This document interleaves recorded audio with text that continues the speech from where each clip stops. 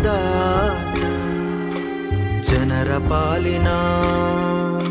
ಸ್ನೇಹದಾತ ತನ್ನುಸಿರ ಬೇಯಿಸಿ ಉಸಿರು ಕೊಟ್ಟನು ಬಿಸಿಲು ಮಳೆಗೆ ತನ್ನ ಜೀವ ತೆತ್ತನು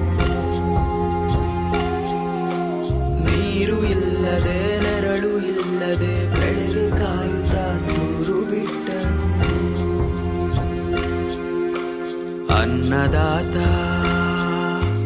ಅನ್ನದಾತ ನಮಗೆ ನೀವೇ ದೇವದೂತ ನಿಸ್ವಾರ್ಥ ಸೇವಿನಿ ಶ್ರಮದ ಯೋಗಿನಿ ಭೂಮಿ ಬಿತ್ತುವ